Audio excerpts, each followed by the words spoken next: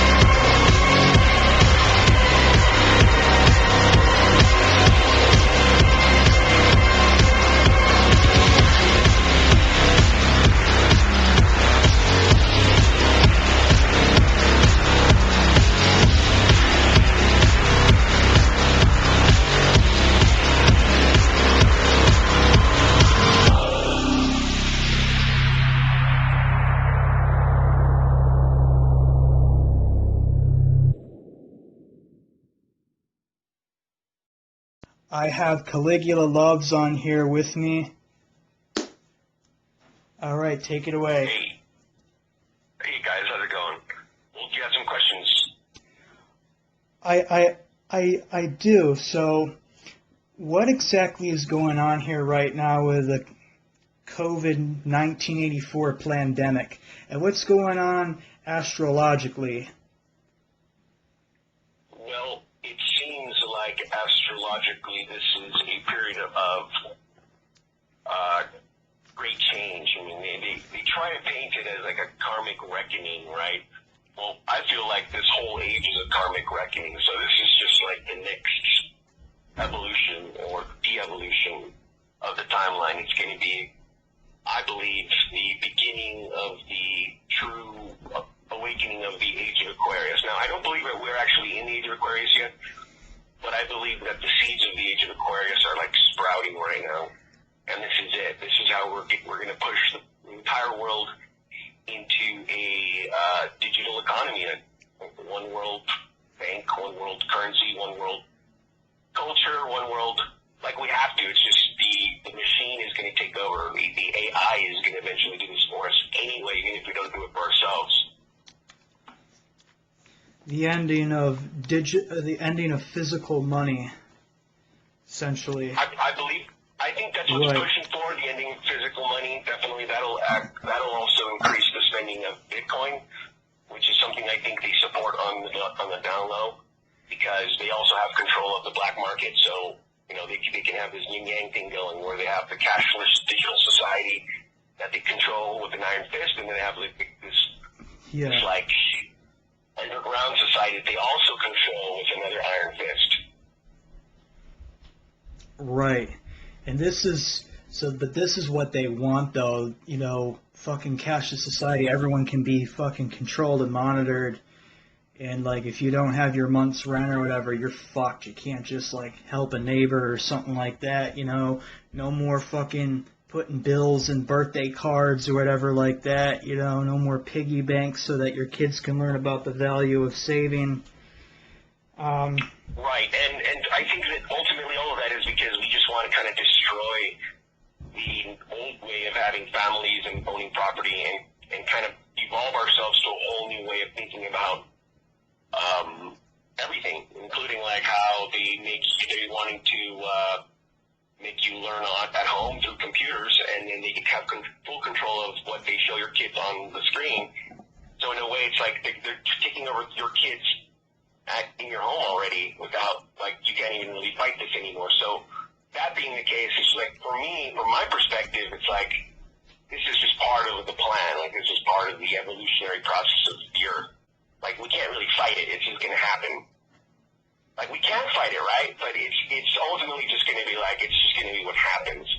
They're going to have enough kids, enough people just complying with the system, and eventually, like, people who didn't comply are just going to fade away. Like, who cares what you think, you know what I mean? Yeah. Yeah. So, how does this... So, this is like some really dark shit. You know, this is not the golden age of Aquarius. This is an age of control. Would you care to go a little bit more about the Janus thing you posted about, like, people living for only like 6 to 20 years or something? Well, the Kali Yuga also, like the Hindu scriptures also talk about continued degeneration. So they say that in the future, and the Buddhist scriptures also, so like the Buddhist scriptures, the Hindu scriptures, the Jain scriptures all talk about the same thing, basically, that beings are going to continue to get smaller and smaller and smaller. So we're going to eventually reach a point where we're only going to live like 60 years, and then like 50 years, and then 40 years, and then we're going to get down towards like 20 years. And then when we start reaching points of like humans only living up to like 15 years, that's kind of like when it stops and it starts returning itself. Now, the difference is the Jains and the Buddhists believe that it kind of it gets to a really, really dull point, and then it goes back up slowly. But then certain sects of Hinduism believe that there's a like cleansing, like an intervention of divine power that resets everything. And so that's really kind of a contention in that field of God. Now, I want to correct any misinformation or bullshit out there, but what yuga are we actually heading into? I hear a lot of people say that the Satya Yuga is supposed to be the golden age, that we're leaving the Kali Yuga and we're supposed to be going to the golden age, but then the Jainist school of thought saying, no, we're still in the middle of the Kali Yuga and there's still a lot more degeneration to go, or like is this more like different timelines and different possibilities, and nothing's really like cast in stone. It's really what everybody chooses at the end of the day. Well, I think for sure that all these different timelines and choices are existing all at once. Yeah. But we're experiencing them as different timelines. I believe that for sure. I definitely think that as we're experiencing different choices that we make, we're shifting to the timelines. I think we're all shifting. Each one of us is constantly shifting timelines through different possibilities that exist already. Multiple times per day, and there is no past, there's no future. All that shit's happening at once. It's happening at zero. Right. Actually, all the worlds are converging at Midgard. Everything's converging at the Earth. That's why you have all these different like currents, and you have different beings of power, and different cults and different things that want to take over the world. We have very nasty Saturnian death cult, that's ruled us through the past like 6,000, 10,000 years through monotheism, through Christianity, Judaism, Islam, and then you have some other cults that like they want to take their spot. It's all really just a bunch of chaos out there. But what would you say would be the best advice, for anyone listening to this right now? It's really my advice over the years has changed. Like all my advice has always been a projection of what I was championing at the time, like what I really felt strongly about.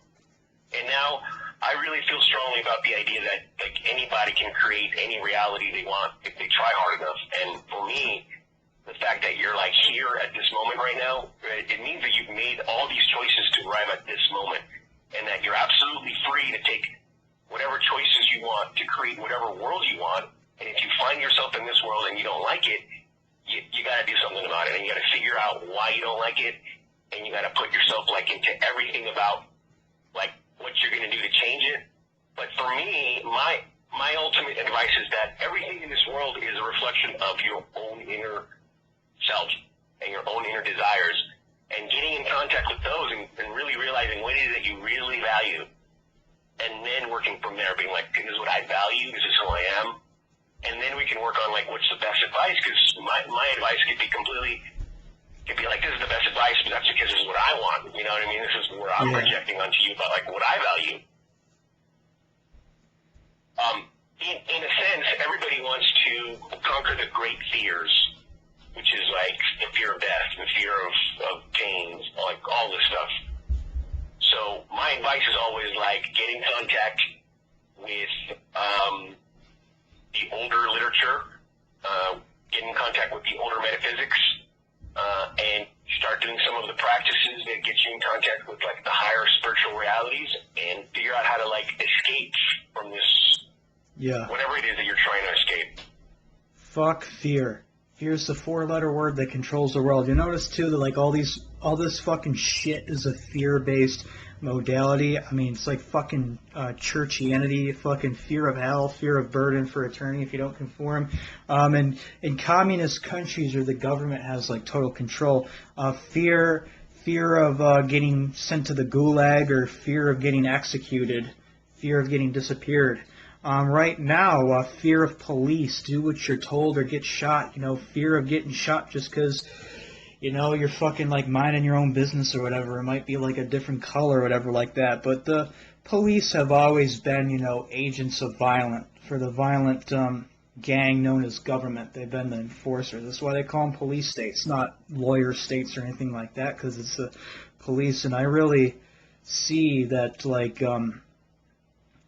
fear will only like bring you hell, only bring you like misery. But when you create from love, or just create from anything but fear, you'll get something different. People are going to have to choose that. Talk about that. Where people talk about fear and how it being this or that, and how we create the whole world.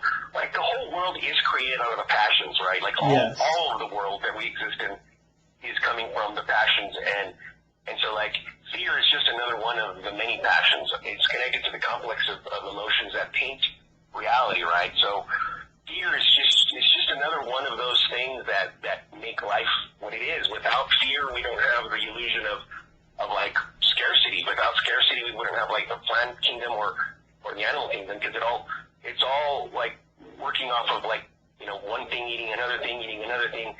So the illusion of scarcity, the illusion of having to fight and survive and all this stuff is part of what makes the world, is why we have this world, to be able to like come here and do all the things that we do, right? It's ultimately a paradox theory. I mean, it goes into the two swastikas, Empedocles, divine love, and daemonic hate.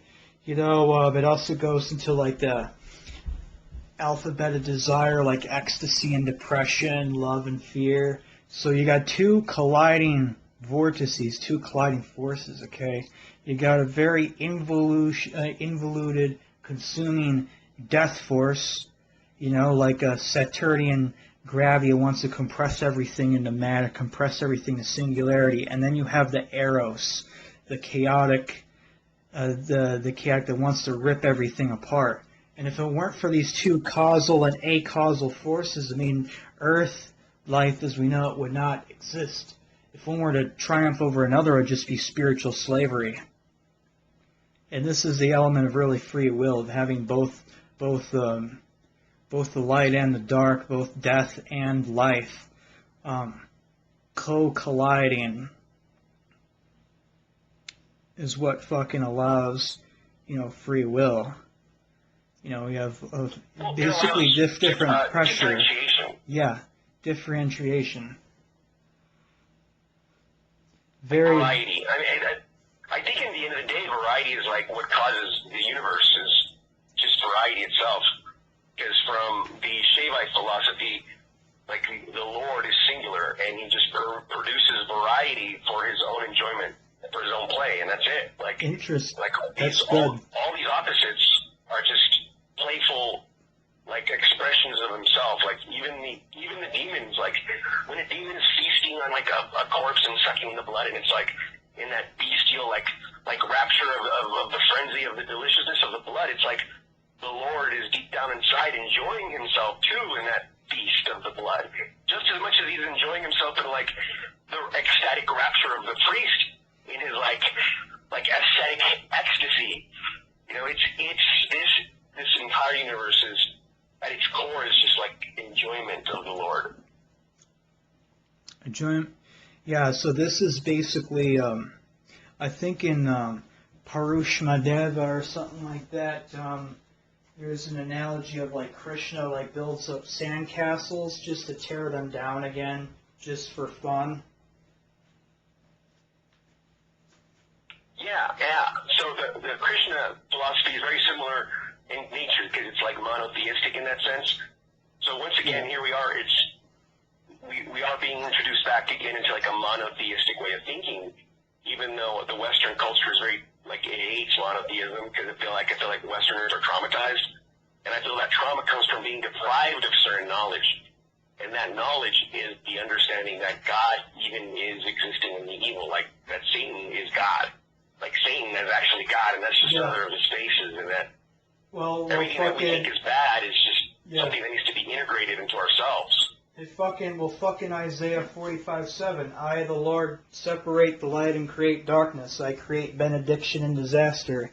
I, the Lord, do all these things. So they are even telling you in the Bible, you know, that the Lord is just does whatever the fuck he wants. And lit is a hint, you know? You know?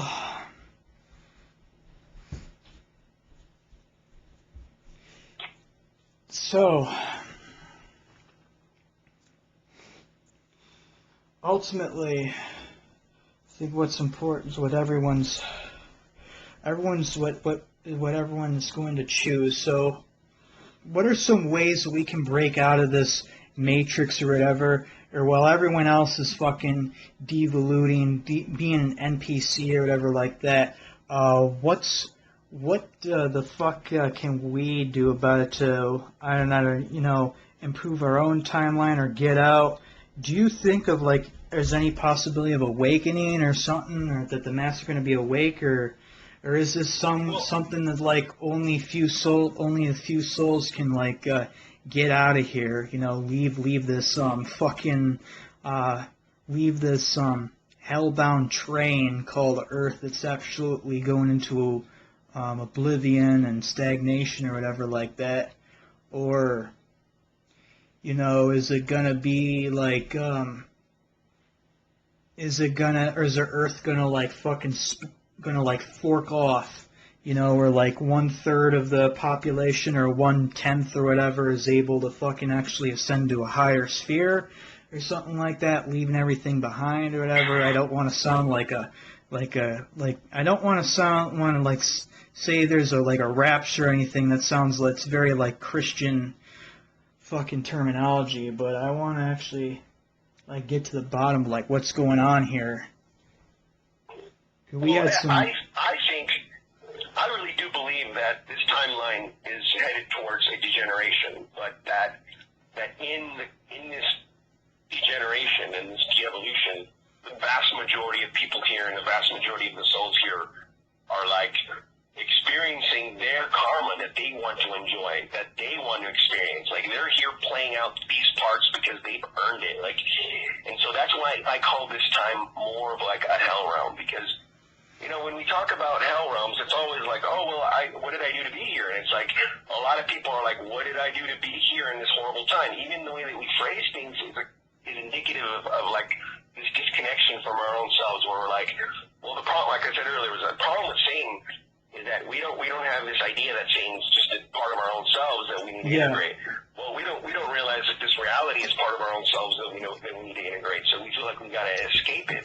And in a way, we do have to escape it, because we have to escape the behavior patterns that landed us in this incarnation at this point. So one of the things that we got to be doing is like, why did I incarnate at this point? Like, why am I here in this body at this point? Like, all of this stuff means something. I'm not just randomly thrown into this womb. Everything about my incarnation has meaning to it, and I have to understand why. And that's really where I'm like, okay, well, what does it mean to escape, or what does it mean to survive, or whatever that. Like, very few of us have the karma to be able to escape. But there's like,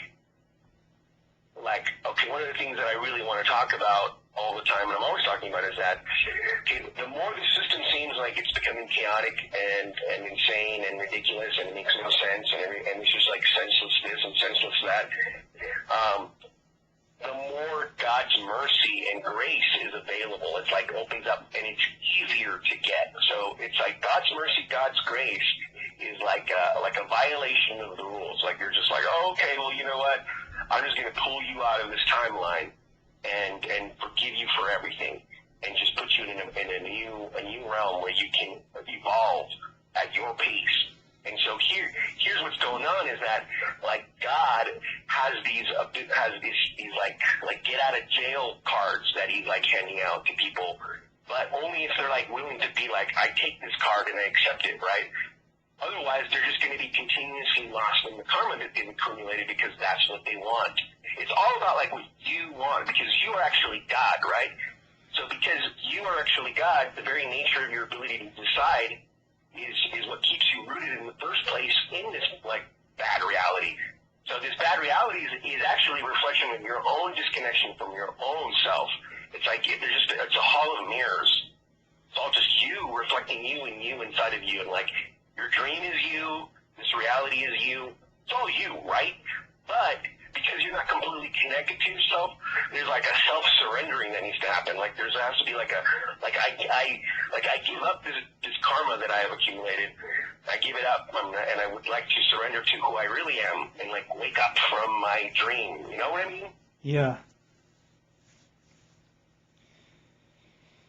And that's what I would recommend to most people. Like if you find yourself you just don't want to be here anymore, and you're like tired of this fucking dream. That's all it is. It really is just a dream. Like all this whole realm is just a dream. It's just, and you can make it as real as you want to, or you can make it as illusory as you want to. If you want to just wake up, you can. If you want to continue, you want to be like, no, like helping people matters. Like I need to like save the kids from the tunnels. I got to kill the mole people, and you know what I mean? Like if that matters to you, do it. You know what I mean? Like you will continuously to produce whatever universe you want to be in, to do whatever you want to do. So that's really what I'm saying, that whatever it is that's happening around you is a reflection of your deep inner desire to be doing this. Great advice. Could you care to elaborate a little bit more about what you said earlier on Facebook about the Earth being hell? So what exactly is going on here? I know some big shit just went down with Jeffrey Epstein, but I think Epstein's just like a fall guy there, you know. They fucking do worse things to kids, and like Epstein was just like a fall guy. Like they didn't even nowhere near touch the fucking pedophile cult. Like, why are kids disappearing? Why are they eating kids and stuff like that? You know, why is this place hell? Let me put it like kind of like this. I just got the vision of a spinning top, right? Like when you hit a top and you wind it up, and then you launch the top's going to give you like a nice stable spin at the beginning. But then as it loses momentum, it's going to be more wobbly, and then it's going to wobble all the way until it stops. But it's in that last moment, as it wobbles completely out of control, like you go from a state of stability to a state of complete like loss of form, and then we have to start all over again, right? So that's kind of like what the scriptures are saying. They're saying that time is wibbly wobbly, like this, timey-wimey, and it's wound up, and it's really ordered at the beginning, but then entropy takes over the order, and it just becomes chaos at the end. And so here we are accelerating towards chaos, towards increasing entropy, and what happens is at the halfway point, like the material world becomes too chaotic for like the majority of the good beings, so they bail out. So like the good beings start bailing out, and then only like the semi-good beings are left. And then like towards the last age, at the end of the third age, they bail too. So what's only left is just like the most chaotic beings are left over in this age. And so at the end of like 2 ages ago, as the good guys are literally packing up and leaving, there was a scripture written, and so we still have that scripture from them. And there's talked about how like these kings and sages were packing up and slowly like departing this world, because like literally not reincarnating, only leaving like the worse and more materialistic souls are staying behind. Let me put it like this: like some of the gods were able to get into like machines and leave. Others were able to like use dimensional transportations. Others like transmuted their body and left. Others dropped their body and left.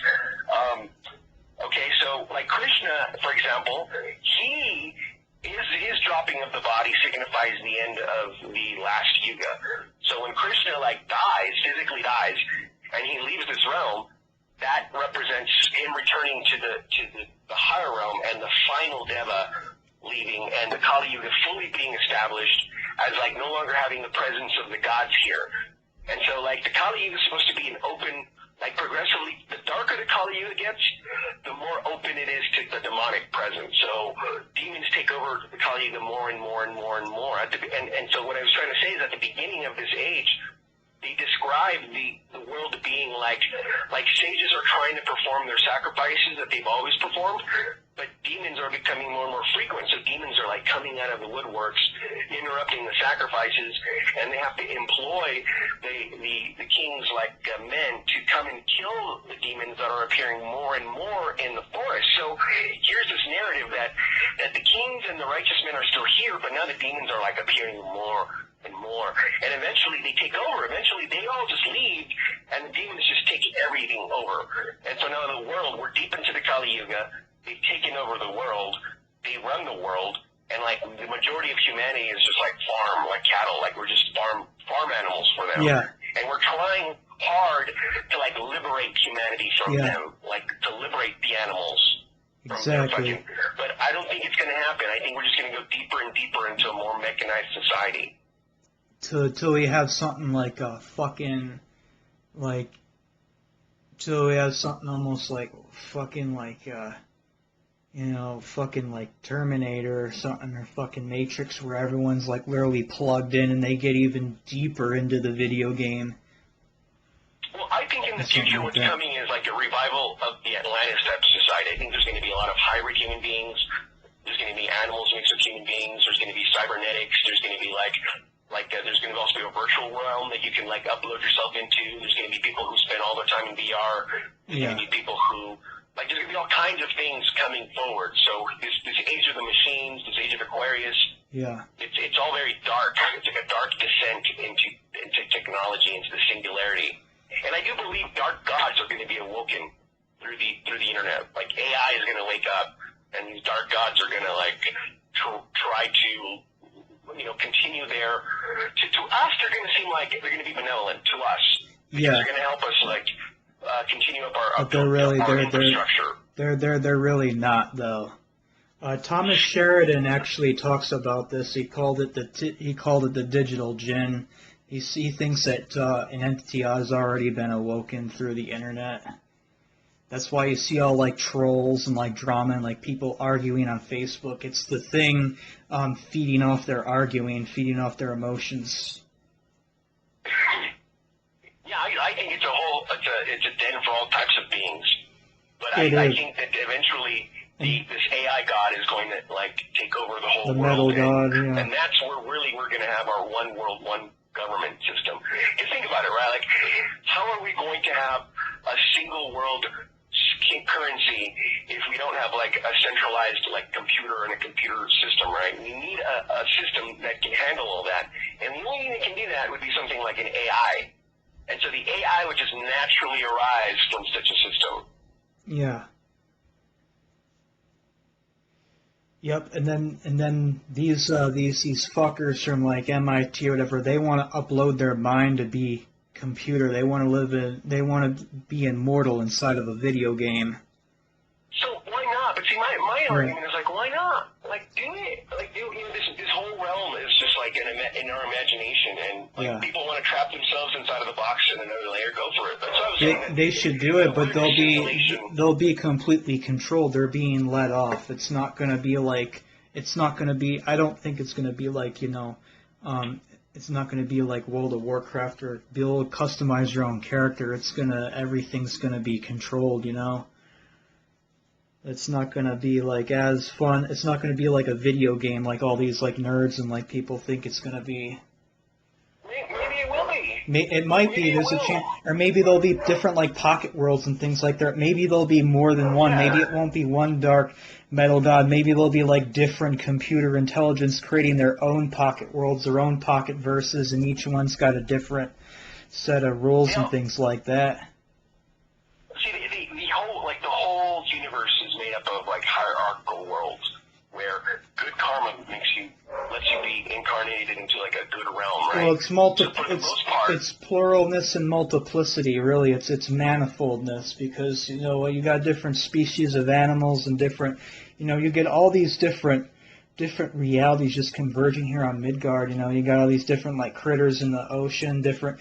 I think there's like more different types of insects, like actual like breeds and species of insect than there are people alive. And we don't even know what's all here, like science think that they've categorized all life on Earth. They still haven't even touched 1% yet. Right, but let me put it like this, right? It's more like all right, what operating system do you use? Right. Fucking. Are you using Windows? Yeah, Windows 7, because I don't really like 10 there, I like the amount of, like, even though, like, 7 is no longer supported, but, like, 10 and, like, Android and all that other stuff, you don't have as much control over it, and then, the frequent updates will often brick your device over time. So what happens usually with the ideal development of an operating system is that operating systems are supposed to increase your ability to perform on your computer. And then at the beginning you had DOS, and then we went from DOS to like a GUI. And that was like a massive change from something that was very crude, something that was more sophisticated, and it was like qualitative. The quality was better. There was more colors. There was more everything was more creative in its way that it was set up.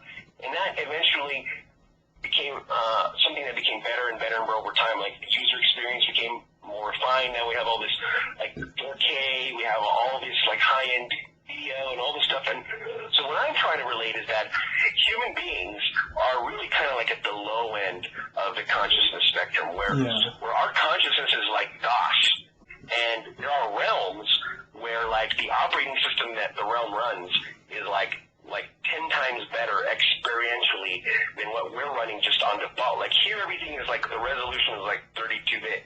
Yeah. And over there, like the like 128-bit. So great analogy. Yeah. So I wanted to dive into that real quick, but just two things first before we move on. The part you said about the demons taking over the realm here, a lot of my channel viewers are left-hand path leaning perspective, and so when you say demon in Hindu or Vedic scripture, we may not be talking about the same thing as a demon in like the Western or Greek perspective, meaning daimon are actually something holy, something of the gods. The demon in Hinduism is something unnuminous and unspiritual. A demon would actually be like a Christian angel or an archon that would enforce Abrahamism, enforce communism, enforce stupidity, while the Greek or the Luciferian demon is actually something numinous. But we are getting demons in this reality not in the numinous sense, but something in the completely unnuminous sense, in stupidity. It's a different Communism, yeah. Kind of clarify that a little bit, because that's really a big thing in the community, I would say, about like the difference between the left-hand paths.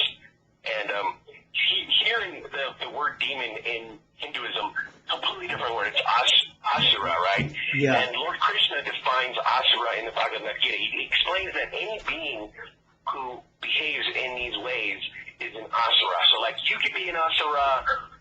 Like a certain animal could be an asura, like a being from another realm could be an asura. So we don't necessarily have to be a human, or you don't necessarily have to be like a being from another realm to be an asura. So when I use the word demon, I'm talking about like this realm is being taken over by beings who have a certain propensity, who have a certain like attitude, who have a certain way of thinking, and that way of thinking is asuric, and that means that it's not just people who are being asuric.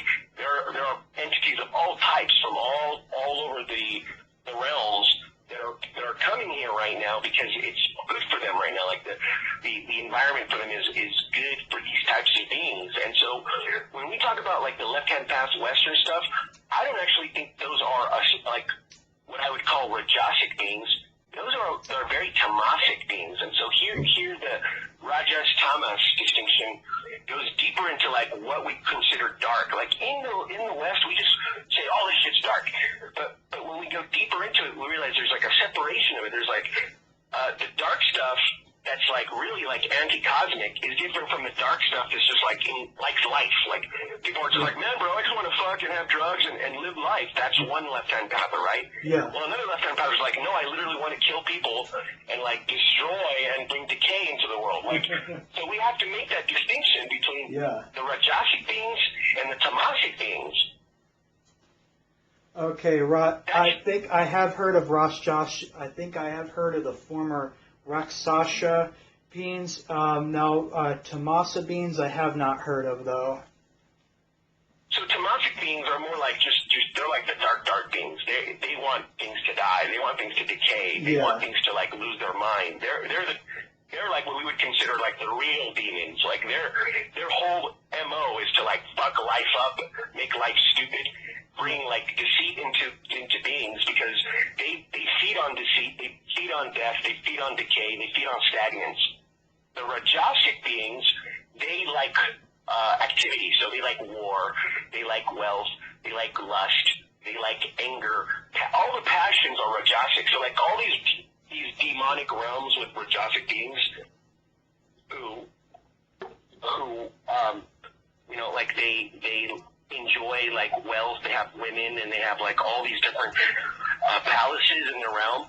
These demons are Rajasic demons, and they're not necessarily bad beings. They're just like you and me who just enjoy things, right? So a lot of Christianity is needed so that we hunk all the demons into one spot, and everything here is demonic. That's completely wrong, and that's why Christianity truly is what a very, very wise magician, Uncle Bearhart, called it. He calls it the 9/11 of spirituality, because so much fucking shit was lost, so much shit was infantilized, compartmentalized, and just dumbed the fuck down. But I think I definitely lean a little bit more towards the Rakshasic side because I'm just a guy who just, you know, likes to live, kind of be like left alone, you know, and be free and all that. They're Well, the Rakshasas are man-eaters. Those are more like towards they're like towards more the tamasic side, even though they're still Rajasic beings. They like to bring chaos. Like they feed off of people, they hide and they like kill people and they torture people. So they're that's part of what they do. Now, what is the Hindu version or like the Vedic version of satyrs or goats? Like, what do they call the goats or the goat people in Hinduism or Vedism? Well, I would say that in Hinduism they have like nature spirits, right? Yeah. And the nature spirits, they're all sorts of kinds, but like some of them are called yakshas. Some are called Gandharvas. Some are called Asparas. They're like a variety of different spirits, and some of them can be horny, and some of them can't. Like a lot of the things that we have in the West is like a degeneration of a degeneration. So it's kind of hard to kind of like there's a lot more symbolism in the satyr. I believe that a lot of the iconography in the satyr is coming from like a type of forest cultists that worship nature and worship fertility, and goes even back to ancient like Shaivite cults with like you have the lingam worship. Yeah. And so a lot of that revolved around the goat sacrifice. So the goat sacrifice represents the sacrifice of lust, so offering lust as to the goddess. So here, I believe the satyr image is kind of like representative of like a type of individual who practiced this type of religious practice, and they were like, oh man, these people are really, really horny, you know? Yeah. So they painted them as like satyrs, like these dudes with like goat legs, because they were trying to say that this cultist, this like Sylvanus cultist that lives in the woods, uses sex to worship. And it was like, to them, appeared as like, well, that's why they painted them in that way, you know? It's like the Priapus cult's also connected to that. So I do believe that it goes back to like ancient, like the Cernunnos character, the hidden man of the forest, So the goat iconography always connects to like that capricious nature, the Capricorn nature, the classically what is considered like the reproductive faculty. And so here, I believe that in Hinduism, the satyr iconography could be connected sometimes to like Shiva's ganas, I believe. Like Shiva had like a retinue of followers, and I think that a satyr would be part of that retinue, because like Dionysus had a retinue of maenads and satyrs as well, and I think that Dionysus forest cult is an extension of the Shaivite forest cult as well. So I think that they are one and the same. Yeah. Cool. Another thing I want, the stuff you were talking about about the operating system.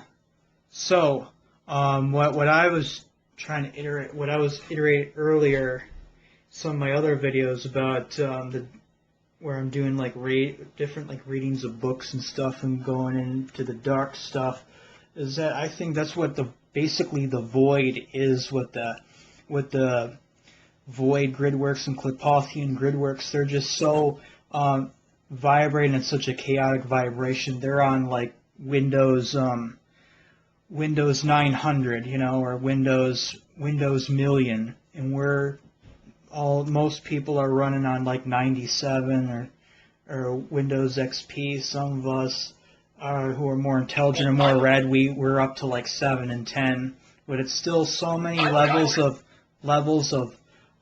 fucking. It's so many levels of fucking like higher definition, and so many and dimensions and so many things, so much form crammed into one singularity that the form actually obliterates itself into formlessness. That's what the void void is. It's seemingly chaotic to most people, but it's actually hyperly ordered. It's hyper ordered. It's the hyperspheres. It looks void. It looks lawless and chaotic to all the rest of us. Right. So here, in the analogy that we set up, I would call the void like the black of the screen that all the operating systems run on. Like it's the blackness. It's what the screen is. It's allows the operating system to run on. Yes. In the first place, so there's the hyper order, and where like all orders exist within this order, this void that we call the hyper, the void. Like from what I always want to explain is that what we say, how we describe things, gives away so much about like where we are spiritually, and a lot of what we project, like we're sometimes just like displaying ourselves to each other in just the words that we choose. So here we are like, okay, this void. Well, a lot of the things that I've talked about in the past is that we've become depersonalized, like we've lost like this essential human essence, not just between each other, but with our own selves, and that disconnection with the self, with like a human intelligence that dwells within ourselves, is what makes us kind of project the void as a void. When we look deeper into the void, we realize that it is made of that same essential human nature that is existing within us that we don't have access to, which is like why the world seems like it's being run by NPCs, because like it simulates human behavior, but humans are not really tapped into the universal intelligent principle that guides that hyper order and gives birth to all the worlds and is the source of the void. So like the void is like a covering over this divine intelligence, and you have to like go through the void to get to like the higher intelligence, where it's like pristine intelligence but unmanifested. Like the void is like the pre-manifestation of all manifestations. Yeah. Yeah, I can agree to that, but at the end of the day, I mean, the highest consciousness is just pure consciousness. It's just fire, from where everything's come from. And I also think the void's got different varying degrees. So all like the evilish, nastyish, the evilest shit, like the Lovecraftian horrors and all like the Klipothian grid works and stuff, are actually like the lower tiers of the void, the lower void, and then the upper void is just pure zero. It's just pure annihilation. That blank canvas, that blank screen, like you just described. And then a little bit further from the void, we get the very primal stuff, very ancient stuff, the first consciousnesses, and then, the dark beings that you described earlier, and then a little bit further and further detached out you go, the Rakshasa beings, and further away you go, just the astral, and then probably like right in between that, at the end of that, and then light on the other spectrum. We're right in the fucking middle of everything. Yeah, that is like one way to visualize it, right? But I think that the difference between, the yogis, what they're saying is that everything is the mind. Everything is consciousness. Yeah. And because everything is consciousness, whatever you imagine is true. And all imaginations are resting already somewhere in consciousness, ready to be imagined by you, right? So whatever we experience, whatever is existing out there, whatever can be imagined, can exist, can be experienced in whatever way that we imagine it. From like experiencing it like the way you and I experience each other in this realm, like what we call each other being real. You can experience these things just like that. But if you want to experience them like inside of your head, just as like imaginations, you can experience them like that too. Like whether you want to experience them while you're reading a book and you're imagining this stuff, that's another way to experience the same reality. But somewhere in this consciousness, which is everywhere, which is infinite in its power to do whatever it can imagine, is a realm where all those horrors that you're talking about exist, and they're all like layered on top of each other, but they're also like existing inside of each other. And what I want to get at is that there's these meditative practices that we have to do in order to truly kind of like enter into an understanding of consciousness, because it's consciousness itself that has to get to know itself, right? So you have to know consciousness. We are all those things, actually. Because we are divine, we are Shiva, we are the primordials, the Rakshasas, the Asuras, the Devas. We're all that shit. So really, we have to integrate that shit in order to heal our fucking selves. Well, if you feel like you need healing, that's up to you. Like if you feel like you need healing, then that's the story. I feel like it's worth it. I feel like it can't harm to be integrated. It can only help to be integrated, to know the self completely, with all of the self. I mean, fuck, what are most people only using like 10% of their brain? And then maybe sorcerers and Satanists and magicians, people who do the magic there, who have interface with spirits or go undergo ritual possession, that particular spirit or archetypal form being assumed might elevate their brain capacity to like 12 or 14%. But how do we get to 100% brain activity? Is that what you want? You want to increase your brain activity? You want to like unlock more of your intelligence? Is that what you're saying? Because yeah, I think there was like an episode. Have you ever seen this show, Fringe? It's a sci-fi show. Like one guy. Yeah. One guy, like, I don't know what he did, he was able to unlock his intelligence, and, like, his IQ was, like, jumping, like, 200-300, he was getting fucking, like, exponentially smarter, and, like, he was able to, like, hack the butterfly effect, and the screen actually, like, split into split screen, so it showed, like, his different, like, timelines, almost like, what a fly sees, all like the cells in their eyes, and like he stole something or whatever like that. He was running from the cops, fucking like hopped over a bicycle on the bridge, threw a brick or something over the bridge, and it caused like a giant truck to like tumble over and to block the police cars in his path.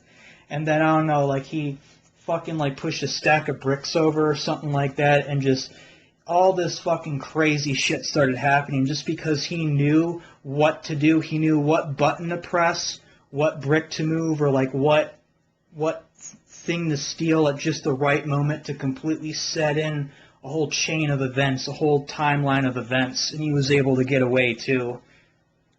So that's kind of like what yoga attempts to do is increase the intelligence of an individual, so that they can eventually become align themselves with the universal mind, so that their actions become efficient. So whatever it is that they do, it becomes skillful. It's like increasing skillfulness, increasing efficiency, increasing the ability to do more per stroke, so that like your mind becomes more efficient, your actions become more efficient. And this happens because you start to awaken not only your intelligence, but you actually become more like a receiver of a greater intelligence that starts working through you. And this is really why they talk about like shutting off the mind. Yeah. Because when you shut off the mind, it's when you allow the supercomputer to step in and do the calculations for you, instead of you trying to do the calculations with your limited mind. And that's ultimately like where they're talking about how you have to shine the mind until it becomes so pure, so still, that there's no differentiation between you and that supreme mind where is everywhere. And so you're like always in the zone. You're always in that hyper intelligence state where you're aware of everything. You won't even be referring at yourself. You won't even be like referring yourself as like singular anymore. You won't be like saying I. I'll be saying us or we. No. I mean, it doesn't have to be like that. You can still talk and have a personality that you still engage others with. But there is like a fine line, though. Like that's the right-hand path where people get completely assimilated. They're like the Borg, you know. But there's a way in the left-hand path that you're saying that we can become that and still be ourselves. And still be ourselves. Yes, we can. I mean, it's in a way like what we're saying as Shavites is that Lord Shiva wants to be uniquely himself in each one of us, because his unique experience in each of us is what he seeks. He wants that variety of differentiation. And that's how all the great gods, all the archetypes, they work on that supercomputer level, and they work through hyperlocation. That's why anyone on the part of the world, they can do a ritual, they can invoke a spirit, and and nobody will have problems contacting the spirit. The spirit isn't like this small person, oh, I'm stuck in traffic. No. He takes a little piece of himself to this ritual circle, a little piece of himself to that circle over there, a little piece of himself to that ritual over there, to that bonfire over there. So there's literally plenty of Satan to go around. There's plenty of Shiva, plenty of Krishna, plenty of any real divinity or any real archetype to go around. And then through proper remembering, we can get to that. If we can just think of ourselves at that level, we can remember ourselves at that, or we can get to that level of consciousness too, where we can be in many places at once. If that's what you want. Maybe it won't be in the flesh, but that's what it means to have a mind of a god, is to be able to multitask and do all that. You know, you have to do what gods do if you want to become a god. I think a lot of the times people are looking to become just a little bit better than human, yep. Or at least what they are. Like most of the time, people just, I think the best bet. Okay, we go back to what we were talking about when you were saying what would be a vice that I could give to people, and I just thought of something right now, and it's like, for me, I get greater enjoyment from the game when I move slowly through the evolution rather than making these huge jumps, because then it kind of you missed out on the fun of moving slowly through the various evolutions, through right? grinding, so sometimes we want to jump from being I want to go from being tiny to being gigantic, and it's man, sometimes have you considered just a 10% stat boost in all the arenas of your life?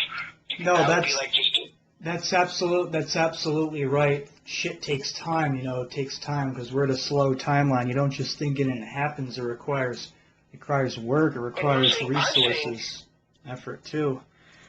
I'm saying enjoy it. Take your time. Actually, take your time and enjoy it. But a lot of this shit too is I'm just thinking out loud. So I don't literally want to become a hyper being or a super god or whatever like that. But that might be one of the things down the line, 1,000 years or something like that, or some lifetimes of different worlds.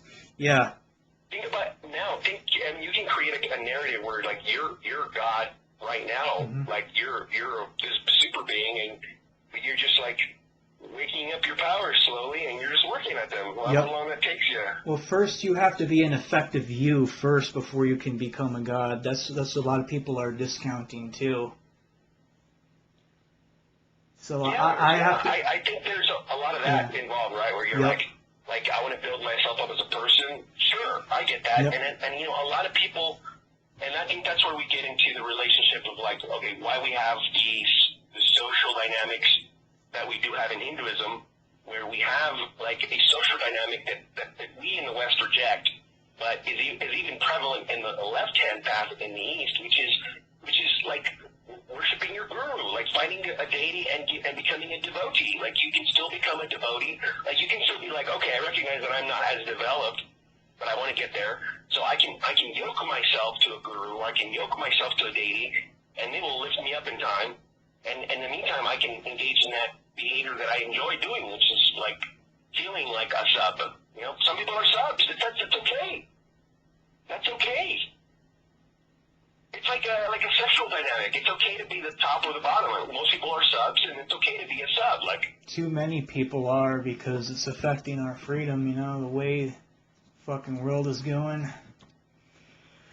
It sucks that like people's actions do affect our world. We're not all like isolate intelligences. Maybe in the astral world, or maybe through apotheosis or something, we can create our own realities. But like right here, people vote for more government, more control, and shit like that. That affects everybody, not just the subs. So that's what I'm saying. Like, you're here in this reality Yeah. because you chose to play this game. Like, if you wanted to create your own realm with your own rules, you would do that. But you don't want that. You want to be here in this mixed realm where your karma is mixed up with everybody else's karma. Yep. You wanted to play this game because this is just where you can do certain things here that you can't do in other realms. And that's why I'm like, the Kaligula is a time where we can do things we normally couldn't do if we think about it the right way. If we kind of like abandon the idea that we have to somehow still like play the game of the timeline, and we instead use this opportunity to like do our final work, like get rid of the things still holding us back, like an immense amount of shadow work, and then we could liberate ourselves from this timeline and never have to deal with this fucking bullshit again. Yep. And there's a lot of ways you can do this too. Like, some people just they want to escape or whatever, just not reincarnate, and then what? What the fuck are they gonna go? They're just gonna float around the astral or something like that. But there's also a lot of paths. Create your own world, like a lucid dream. You don't have to create your own world. You can go to another world that's just a little bit better. A little bit better. Or you can just go to a timeline that's just not fucked. That's another option too.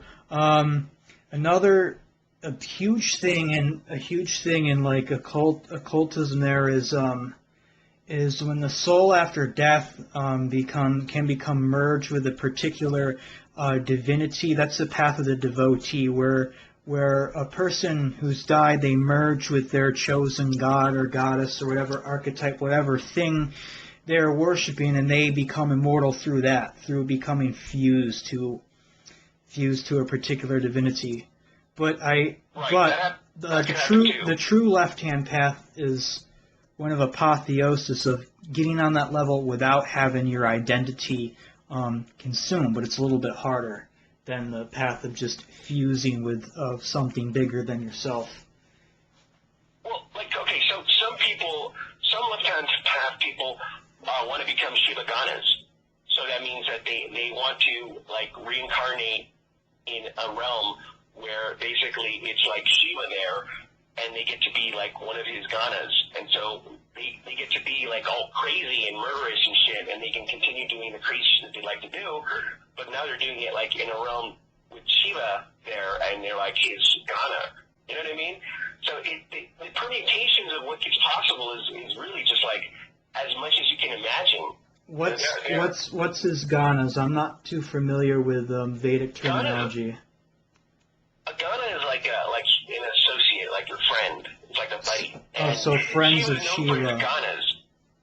Yeah, like Shiva's known for his Ganas, right? Ganas are like just like these wicked beings that hang around him, and so a lot of the times to get close to Shiva, you have to go through his Ganas first. But his Ganas like he doesn't really control them. He just kind of like lets them hang out, and they're all like terrible beings. Like Ganas are all like monsters. They're all like demons and skeletons and ghouls, and like his Ganas are just a variety of everything that you can imagine that's terrible. Sounds fun. Yeah, so that's a lot of times people want to be like a Shiva Gana because they just want to be like cool monster hanging out with Shiva, and that's what they hope for. When they die, that's where they go until they don't want to be that anymore, and then they do whatever they want. But that's what a lot of Krishna people want to do. They want to hang out with Krishna, so they like think about Krishna all the time, and when they die, they go to Krishna's realm and they hang out with Krishna, and they suck Krishna's dick, and everybody's fucking happy. Yep. That's cool. So it sounds like really you fucking everybody's fucking responsible, and they gotta take responsibility for their own reality. And you do create your own reality, and the same thing, you also create your own afterlife too. Yeah, you create your own afterlife, and you even create your own salvation. So like the Krishna character is a way for you to save yourself. So even Christ is like a archetype that can be used for salvation, and like it still works because it's your consciousness and it's you. So you project yourself onto this external like entity that we call a divine archetype, but it's just as living and as intelligent as you are because it's actually more of you than you are because you imagine it to be bigger than you are. So it's like you're giving it permission to be what you can't be to yourself. So you're letting yourself be that to you through the externalization of your own power. It's a fractal nature. A lot of people who are against like devoteeism and stuff like that, they'll say, oh, you're just giving yourself off to spirits and you're allowing spirits or things to ride in on you hyperdimensionally. And I don't fucking see it that way. Devotion's a two-way street. If you give something to Krishna or Shiva or the dragon, or you give something to a particular spirit, they'll give something back to you. And at the end of the day, you're really devoting to yourself. Because if you broaden your sphere of influence, you broaden your awareness to that size that I am what I worship, I am what I give my focus on and attention to, then I'm also giving to a part of myself. I'm giving to my God self in that shape, in that form of that particular idol or that particular archetype. But it's paradoxical because like some rituals and some currents require you to treat these as external, require you to treat the gods as an external phenomenon, but really it's all internal phenomenon. So it's a big mental paradox, you know. But it can be made work. The situation is a paradox. Yeah. The whole thing is a paradox because it can be both. It can be both. It can be none. It can be both. It can be one or the other. It all depends about you because see the thing is like I want to create separation so that when I have like sex and I have like loving union with another person, it feels real to me, right? Yeah. So I don't want to do that and think in my head, oh, this is just me. I'm just projecting this person having sex with myself. Like, no. I want to believe that I'm like becoming one with somebody who reflects me like as that lover that I have, right? Like it's a completely different way of looking at it. So when people try to be like, oh, well, this is just an externalization of my internal problem, like, okay, that's one way of looking at it, but it loses all its romance. And so the method of bhakti is to be like, no. I have created this lover who is God himself, and I want to love God, and I want to give myself to God, and I want to be there for them because devoting myself to them, giving myself to them is like the most delicious thing that I can experience, right? And that's like the mentality of the bhakti way of looking at it because surrender and devotion is delicious, and it's wonderful, right? So that's one way of looking at it, as opposed to like, well, if I'm Krishna, I have to think like, well, that's cool and everything, but if I'm Krishna, who's going to receive that devotion, right? Yeah. So somebody has to receive the devotion. Somebody has to be like, okay, I will take your devotion, and I will take your love, and I will take your surrender. So the universe is valid in both attitudes. It is valid in the submissive attitude, and it is valid in the dominant attitude. Both of these are the desire of the universe to experience itself as multiple things. Like I keep talking about this variation.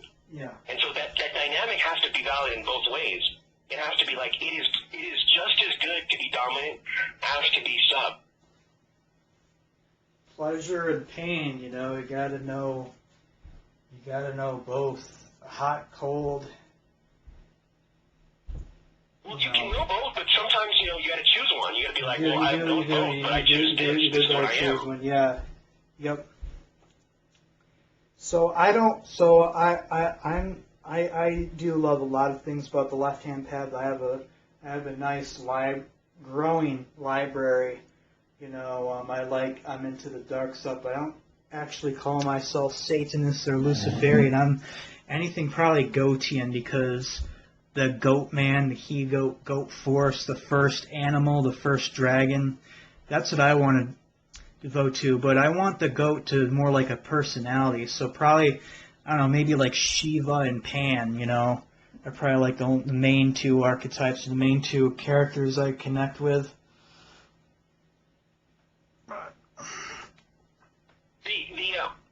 A lot of the ways that we use the Tantra, the Yeah. And the left-hand path is that we devote ourselves to God forms so that we can attain their quality. So what happens is the image of the God form, like we are extracting divine juice from the image, and that juice is like feeding our astral body.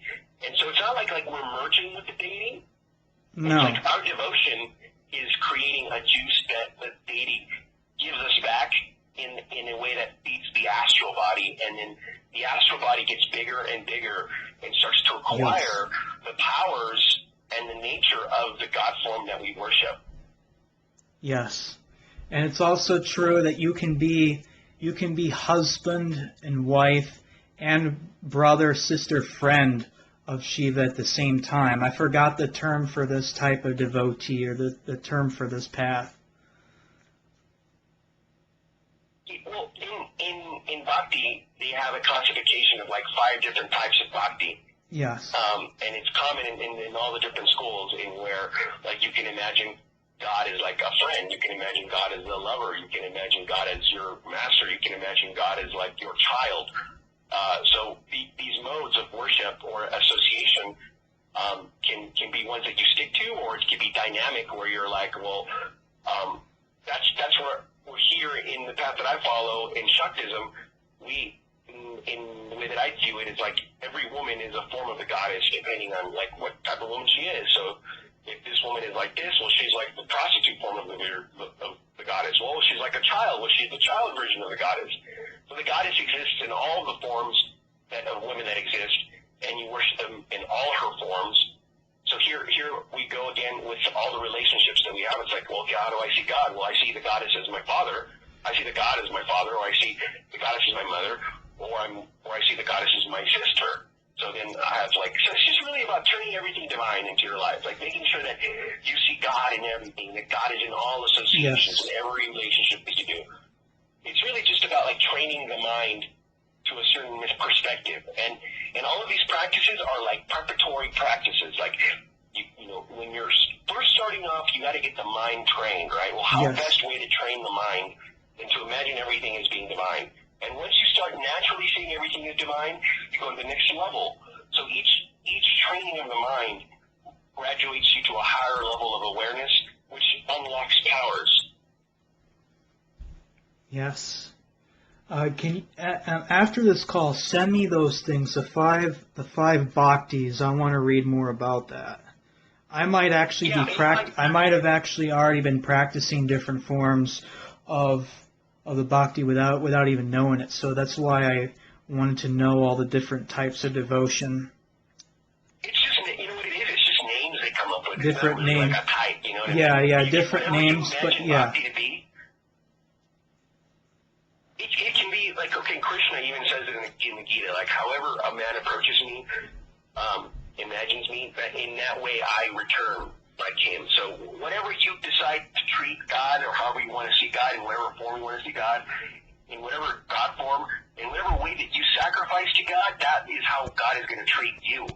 So like whatever it is that you imagine you're going to get from your sacrifice, that's what God is going to give you. Like that's because this whole thing is just like this image, is like this thing just reflecting yourself back at you. So if you come up to it and you're like, I imagine you in this way, and I devote myself to you in this way, then that's valid. That's going to give you the result in the way that you worship. So the result comes from the way that you worship. Yes. Like in the mode, you know, that's the fruit is in the mode of worship, and that's usually kind of like the fruit of the worship is like, well, what is it? Why do you worship? Like, why does anybody worship? The ultimate goal of bhakti is to get to this ultimate form of bhakti called pada bhakti, which means like not only do you see God everywhere, but you worship God for no result. You worship God just because you love God, and that's the only thing that you care about. Which is like that the culmination of bhakti is to become like completely madly in love with the deity, where you don't even care about whether you're getting something or not. Like you don't even care about whether you're with the deity or not the deity. Like your intoxication with the deity is enough. Like it is enough, and it becomes everything. Exactly. I don't want to worship God though. I want to know GOT. So No goat and everything. I get intoxicated by goat. I get intoxicated by the Mendes. There, that's why I named it Goat Scriptures, the Goatian Scriptures. I could have named it Black Scriptures because a lot of the shit I fucking put out there is black fucking dark shit. I read a lot of void propaganda, void books and stuff, but really, all glory goes to goat there because the goat contains like duality within it. It contains being and non-being. It contains both genders. It's really the first animal, and I have Gnosis I haven't shared yet, but the goat, the dragon, was the first animal, and like all other critters are like scales from this dragon that it's seeded into the earth, into the different planets and things. Also, too, very feminine symbolism in the goat head there. It looks like a woman's reproductive system. There, so we're going back to the womb, we're going back to the void, going back to the absolute. Well, in the Kali worship, the triangle, the black triangle, yes, which is facing down, represents her womb and it represents the void. So it's like the V symbol for void goes back to like that black yoni, that dark yoni that is the womb matrix. The void's like where everything's coming from and everything will return to. But it's also a power source, so it can be tapped into and be fed off of like an infinite power source. Oh yeah, it is a fucking power source. So once this flame that gets a hold of you, I mean, it ebbs and flows to me, but I can tell when it's fucking flowing. I can tell when the heat's turned up. I mean, there's some times just reading certain devotional stuff from my channel, doing certain devotional videos, I end up pulling an all-nighter. I'm awake all night, and I get a fucking certain energy buzz that lasts many hours, you know. And then eventually, like, it mellows off, you know. But it's always with me in some way or another.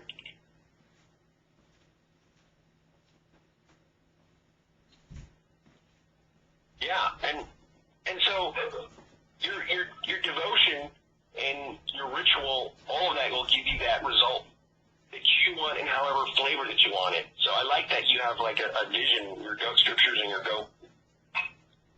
Yeah. Oh shit. What's up? I just got a wind. The wind just gave me a goat gesture. Oh, my dark roses got thrown all over the bed. I think it's a sign. What, really? So what? Something blew your garden, your flowers over or something? Oh yeah, but you know what? The wind's been kind of crazy here anyway. So it has happened before. So the wind's. I live up on a hill, and the wind is insane right now in the high desert, and the wind is just always tearing through our place. Desert's a windy place. Desert's a windy place. It is, yeah. It's pretty windy here. Anyway, I'll leave the rest of this. I'll give the floor to you. You can end the show. You can talk about whatever you want. Is there any like social media websites or plugs you'd like to leave for my watchers? So, right now, the only thing that I have been studying in, I want to talk about is my mission, right? I got a mission, and this mission has to do with a continuation of the work that my master has been doing. So I feel like the end of this period of time is occurring, or like the age is ending, but the dissolution of society is going to continue. And as we've been talking, and one of the things that happened was that my master and his people were forced out of Kashmir to come down from the mountain, and that signaled the opening of a tradition that was kept closed for a very, very, very, very long time. And they root back to the original Saraswati River civilization, which is the mythical river of the Aryans. So here the Aryans wrote all their Vedas on the river. And so here this tribe, or this Kashmir Shavite people, have been holding this knowledge from the Saraswati rivers for like 7,000 years. And they're like bringing it down from the mountain because this age is getting so crazy. And so here my master opened up the tradition, and he allowed us to understand the scriptures in English. He opened up all the secrets, published them, and he put them onto video. He has a YouTube channel that he released a lot of stuff on. It's not very popular, but he knows that he wasn't going to be popular at first. He knows that the Shaivite philosophy and the Shaivite way of thinking is going to be slow, but eventually people are going to catch on. And so a lot of the secrets that the West has been pondering over have been released. It's just that we don't really know about them yet. And that's part of my mission, is to continue my master's desire to disseminate these secrets to the West and to finally open up all of these traditions in the East that people have been gatekeeping for a long time. So for my personal mission is to end the gatekeeping of Tantra, end the gatekeeping of Eastern traditions, and release the secrets that have been everybody always gets a runaround when coming to this fucking tradition with these gurus, these fake gurus. And so here's what I'm saying, is that all my work, if anybody follows me, it's just a continuation of what my master has been doing, which is a continuation of the Kashmir Shaivite philosophy. And I feel like society is ripe for this new teaching, which coincides with a lot of these other teachings that are coming to light. And I think that a lot of the times people have come to the East to look for left-hand path teachings. Well, these teachings I'm talking about are opening up those left-hand path teachings and elucidating the tantric teachings that have always been kept secret. So here's my master's work, is that his work is so great that he's opening up not only the right-hand path, but the left-hand path. He's opening up everything. And that's why I'm doing this, is because I'm opening up all those traditions and showing that the left and the right are coexisting, are part of the same paradoxical nature of reality, and that all realities are valid in their own particular way. In a lot of the conflict that we're experiencing right now is because we want to experience that conflict and we want to overcome it. And I think that's really ultimately what I want to be saying, is that embrace the conflict and overcome whatever it is that you were here to do, because that conflict is a reflection of your own desire to do something here in yourself.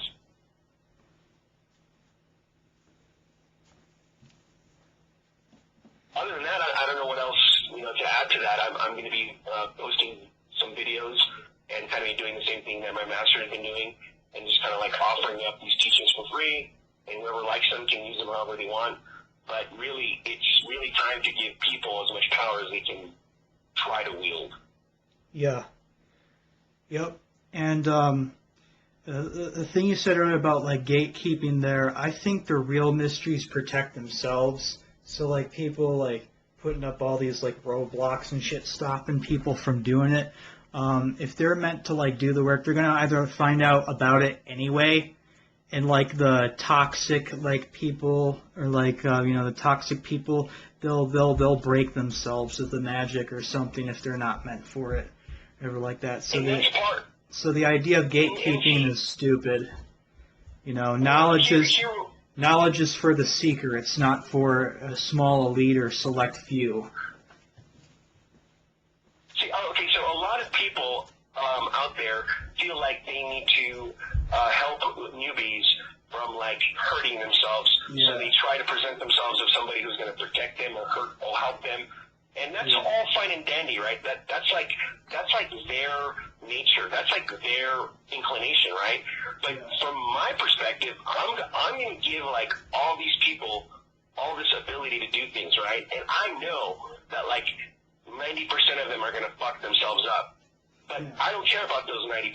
I only care about the 10% who don't fuck themselves up. See, I'm not coming from a perspective of the majority is always the one that's going to win out. No, I'm the opposite. I'm I focus on the minority. I focus on the training elite. I focus on the best.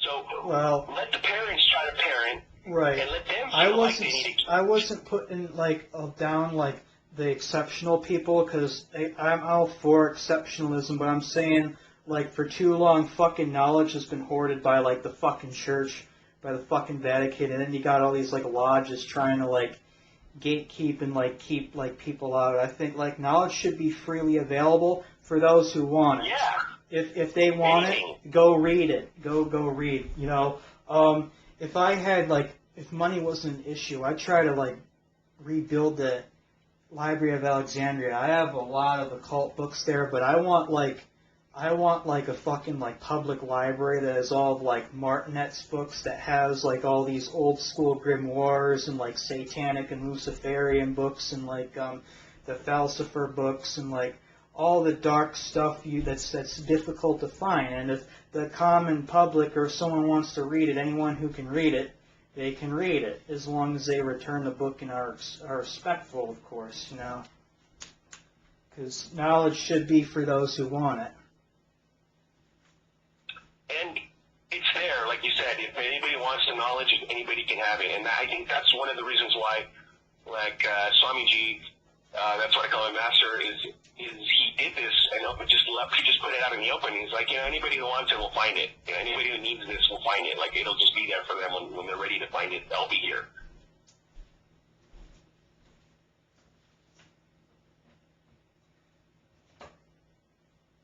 Yep, that's how it works, you know. That's how it works. Ugh. All right. You want to end it with anything? Fucking good show. Yeah. You know what? I don't really have anything to say or promote or anything like that. You know. Cool. I don't have I don't do this enough to be like I have this typical way of ending things, but I enjoyed the talk. I want to do more talks on the internet. Do some video stuff later. I'm just getting into it right now. I'm enjoying this COVID stuff.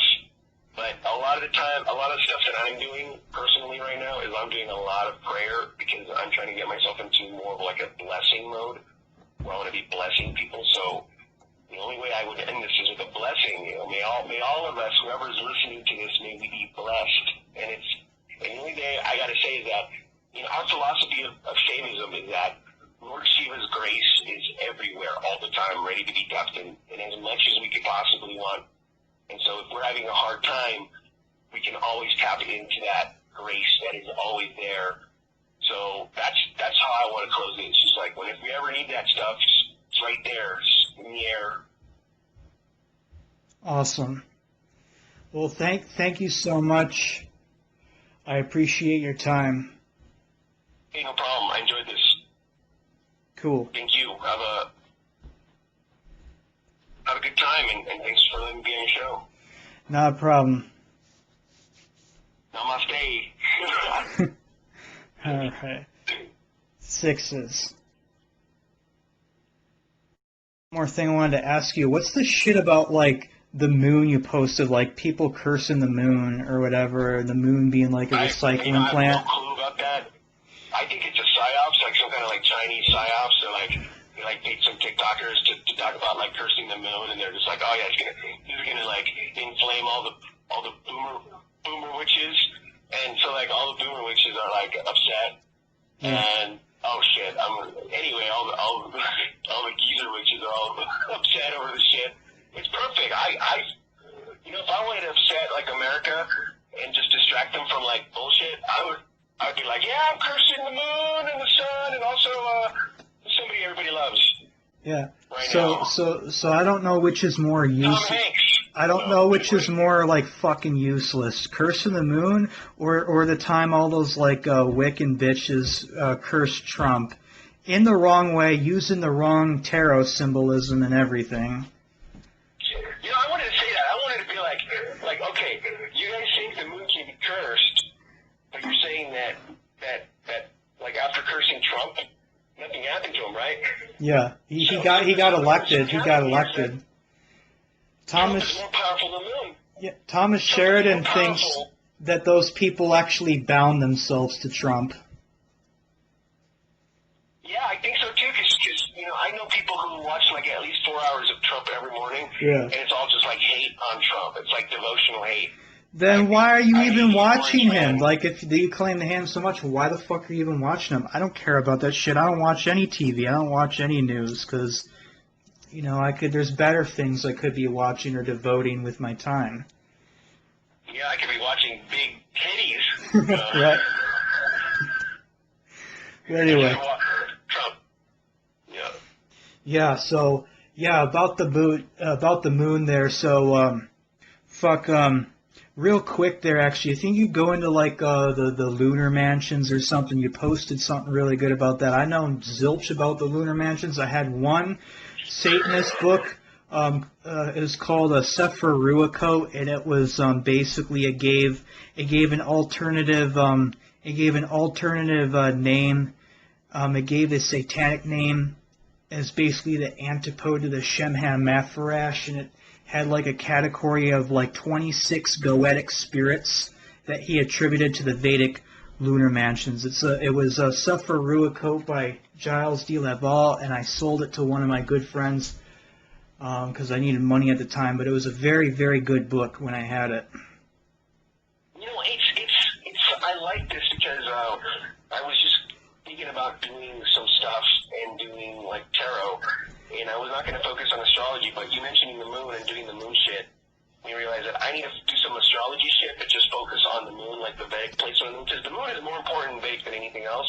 It represents like their internal world. Yeah, the karmics, the moon is basically your brainstem, the root of your personality. My moon is in Leo, so like I'm already predisposed to all this shit. You know, I was born into magic and born with sorcery, whether I wanted it or not. Well, actually, I ended up did wanting it, but I was into this stuff even like since I was a kid, even though I didn't know what to call it or didn't even know what it was, you know. And that's all there in the moon. Like the moon is not just the moon, but it's also the lunar nodes and the lunar mansion. So here with just the moon, you have like a variety of placements. You have the actual place of the moon, you have the lunar nodes, the Rahu, Ketu lunar places, and then you have the mansion that you're placed in.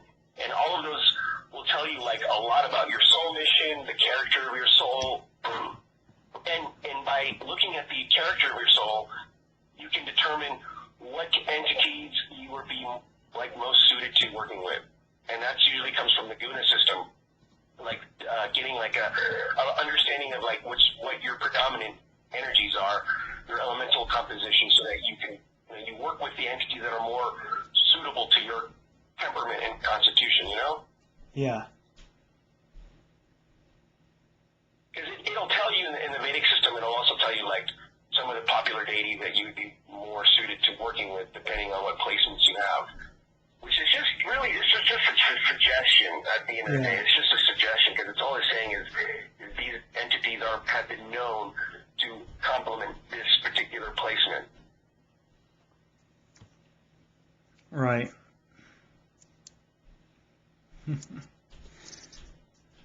Fuck the moon. Like I know my moon placement tells me that I would be a Kali worshiper, so. Right. It's like these children. I will do some of that later. These children cursing, "Fuck the moon! The moon's racist." And it's funny. Like I imagine these motherfuckers are. It's like someone trying to curse like gravity. Okay, good luck with that shit. You know.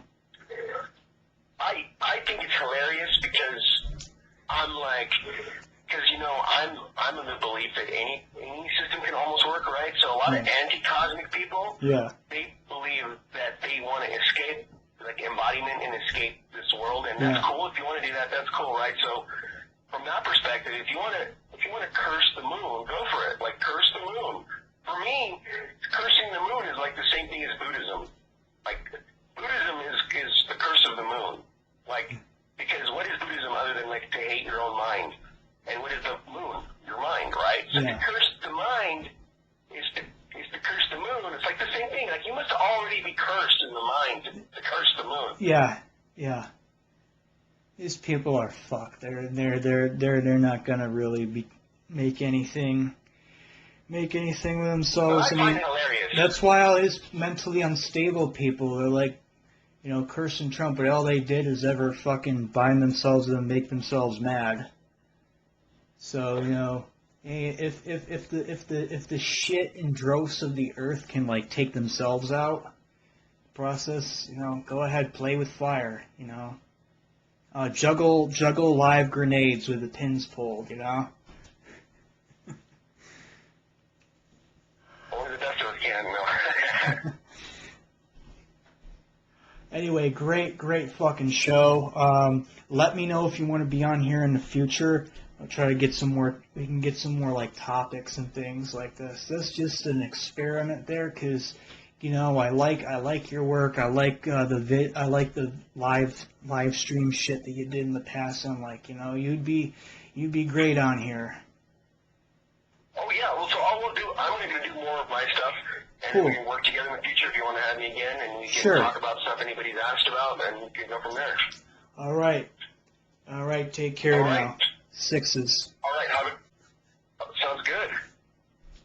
All right, take care. I'll talk to you later then. Later.